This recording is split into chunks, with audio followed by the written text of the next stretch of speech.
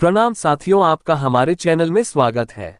आज हम आपके लिए लाए हैं एक ऐसी कहानी जिसमें हम जानेंगे कहानी भगवान के भोले भाले भक्त की। प्रिय दर्शकों, इन कहानी को शुरू करने से पहले मेरा आप सब से यह निवेदन है कि आप सब मेरे चैनल को सपोर्ट तो अच्छा कर रहे हो, पर मेरे चैनल पर लाइक, सब्सक्राइब और शेयर कम आ रहे हैं। यदि आप मेरे चैनल को लाइक, सब्सक्राइब और शेयर करेंगे तो इस तरह की वीडियोस दिखाने के लिए मेरा मनोबल बढ़ेगा। इसलिए मेरा आप सभी से निवेदन है कि कृपया आप मेरे चैनल को लाइक, सब्सक्राइब और शेयर अवश्य करें।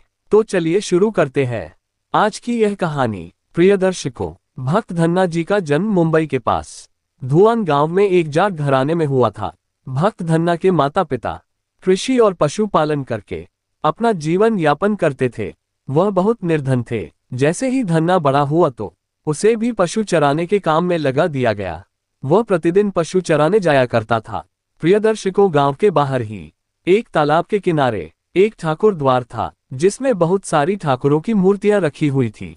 लोग प्रतिदिन वहां आकर माथा टेकते व भेंट अर्पण करते थे। धन्ना पंडित को ठाकुरों की पूजा करते, स्नान करवाते व घंटियां खड़काते रोज देखता था।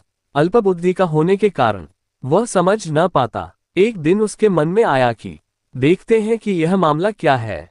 उसने एक दिन पंडित से पूछ ही लिया कि आप मूर्तियों के आगे बैठकर आप क्या करते हो। पंडित ने कहा, ठाकुर की सेवा करते हैं जिनसे कि मनोकामनाएं पूर्ण होती हैं।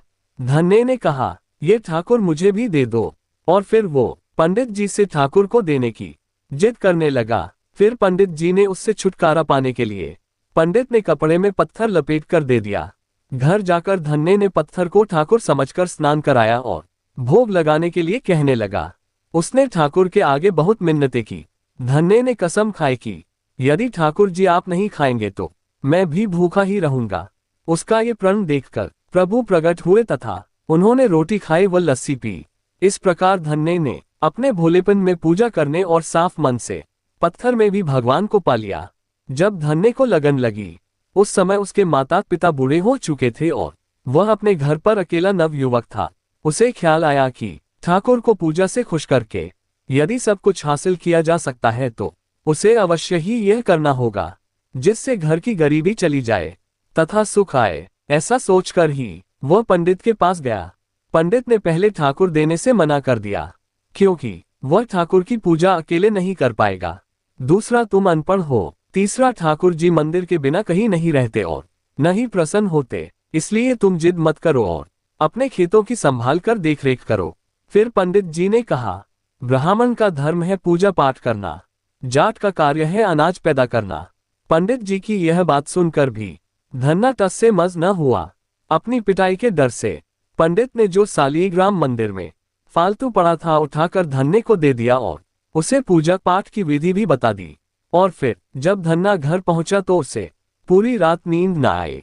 वह पूरी रात सोचता रहा कि ठाकुर को कैसे प्रसन्न करेगा और उनसे क्या मांगेगा। सुबह उठकर अपने नहाने के बाद उसने ठाकुर को स्नान कराया। भक्ति भाव से बैठकर लस्सी, रिबकी व रोटी पकाए। उसने प्रार्थना की, हे प्रभु, भोग लगाओ। मुझ गरीब के पास रोटी, लस्सी और माखन ही है और कुछ नहीं। जब आप और चीजें दोगे तब आपके आगे रख दूंगा। और वह बैठा ठाकुर जी को देखता रहा। प्रिय दर्शकों, अब वो पत्थर भोजन कैसे करे, क्योंकि पंडित जी तो भोग का बहाना लगाकर सारी सामग्री घर ले जाते थे। पर उस भले बालक को इस बात का कहाँ ज्ञान था। वह व्याकुल होकर कहने लगा कि क्या आप जाट का प्रसाद नहीं खाते? दादा तो इतनी देर नहीं लगाते थे। यदि आज आपने प्रसाद न खाया तो मैं मर जाऊंगा, लेकिन आपके बगैर नहीं खाऊंगा। प्रिय दर्शकों, प्रभु जानते थे कि यह मेरा निर्मल भक्त है, छल कपट नहीं जानता। अब तो प्रकट होना ही पड़ेगा। 1 घंटा और बीतने के बाद धन्ना क्या देखता है कि श्री कृष्ण रूप भगवान जी रोटी माखन के साथ खा रहे हैं और लस्सी पी रहे हैं। भोजन खाकर प्रभु बोले, धन्ने, जो इच्छा है मांग लो, मैं तुम पर प्रसन्न हूँ। धन्ने ने हाथ जोड़कर विनती की, जो तुम्हारी भक्ति करते हैं तू उनके कार्य संवार देता है। मुझे गेहूं, दाल व घी दीजिए, मैं खुश हो जाऊंगा। यदि जूता, कपड़े, सभी प्रकार के अनाज, गाय या भैंस, सवारी करने के लिए घोड़ी तथा घर की देखभाल करने के लिए सुंदर नारी मुझे दे। धन्य के यह वचन सुनकर प्रभु हंस पड़े और बोले, ये सब वस्तुएं तुम्हें मिल जाएंगी। प्रभु बोले, अन्य कुछ? धन्ना ने विनती की, हे प्रभु, मैं जब भी आपको याद करूं आप दर्शन दीजिए, यदि कोई जरूरत हुई तो बताऊंगा। भगवान ने उसका उत्तर दिया, तथास्तु, हे प्रभु। धन्ना आज से आपका आजीवन सेवक हुआ, आपके अलावा किसी अन्य का नाम नहीं लूंगा। धन्ना खुशी से पागल हो गया, उसकी आंखें बंद हो गई। जब आंखें खोली तो प्रभु वहां नहीं थे, वह पत्थर का सालग्राम वहां पड़ा था। उसने बर्तन में बचा हुआ प्रसाद खाया, जिससे उसे 3 लोकों का ज्ञान हो गया। प्रिय दर्शकों, प्रभु के दर्शनों के कुछ दिन पश्चात धन्य के घर सारी खुशियां आ गई। एक अच्छे अमीर घर में उसका विवाह हो गया।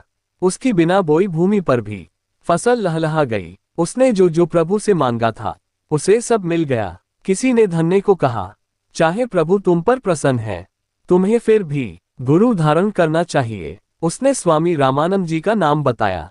एक दिन अचानक ही रामानंद जी उधर से निकले। भक्त धन्य ने दिल से उनकी खूब सेवा की तथा दीक्षा की मांग की। रामानंद जी ने उनकी विनती स्वीकार कर ली और दीक्षा देकर धन्य को अपना शिष्य बना लिया।